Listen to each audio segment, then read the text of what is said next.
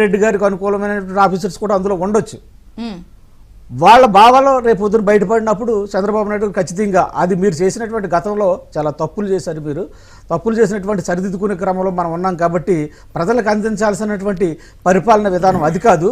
నా గత ప్రభుత్వాల్లో మీరు నాతో పనిచేసినటువంటి అధికారులు కూడా ఇక్కడ ఉన్నారు కాబట్టి నా పరిస్థితి, నా పరిపాలన తీరు మీకు తెలుసు కాబట్టి ఈ రోజు ఉన్నటువంటి పరిస్థితి, ఈ రోజు ఉన్నటువంటి పరిపాలన మనం ఏ విధంగా ఇవ్వాలనే దాని మీద అడ్రస్ చేయడానికి సిద్ధంగా ఉన్నారు కాబట్టి ఖచ్చితంగా ఈ రోజు మేలే జరుగుతుంది మేడం. ఖచ్చితంగా అంటే ఒకటి ఇంకా ఇలాగే కొనసాగుతున్నప్పుడు అది అడ్మినిస్ట్రేషన్ లూజ్గా ఉంది అని ఒక మెసేజ్ ఆర్ సంకేతం వెళ్ళే అవకాశం ఉండొచ్చు కదా? ఖచ్చితంగా ఉండొచ్చు మేడం, అందులో మనం డిబేట్ అవ్వడానికి లేదు. ఎందుకంటే అధికారులందరూ కూడా మన మాటే వింటారనుకోవడం కరెక్ట్ కాదు కదా. కాబట్టి కదా వింటారనుకోవడం కరెక్ట్ కాదు కదా, అంటే ఇంకా మేము చాలాసార్లు దాని గురించి కూడా చర్చించుకున్నప్పుడు అక్కడక్కడ కూడా ఇంకా చాలా కూడా జగన్మోహన్ రెడ్డి గారితో పాత వాసనలు కొనసాగే క్రమంలో ఇటువంటి తప్పుదాలు జరుగుతూ ఉన్నాయి.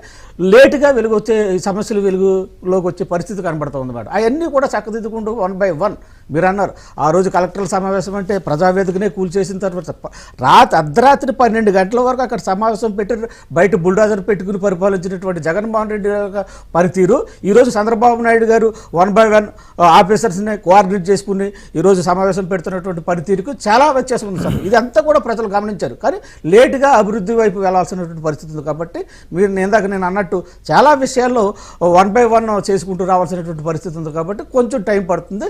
అధికారులు కూడా చంద్రబాబు నాయుడు గారి గాడిలో పెట్టే పరిస్థితిలో ఈ సమావేశంలో ప్రాధాన్యత ఉంటుంది. అధికారులని గాడి అన్నప్పుడు ఒక ప్రశ్న వస్తుంది. ఎందుకంటే ఆయన ఇప్పుడు మొన్న బాధ్యతలు తీసుకున్న తర్వాత 94 సీఎంని చూస్తారు అని అన్నారు. సో 94 సీఎం ఎలా ఉంటారు అన్నది అందరికీ తెలుసు.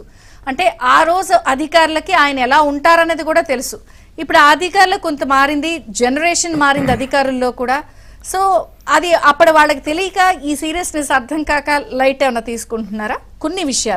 కొన్ని విషయాల్లో అధికారులని ఒకేసారి మనం పాయింట్అవుట్ చేయకుండా క్రమక్రమంగా వాళ్ళని చక్కదిద్దుకుంటూ అధికారుల చేత కూడా మనం పనిచేసుకోవాల్సిన పరిస్థితి ఉంది.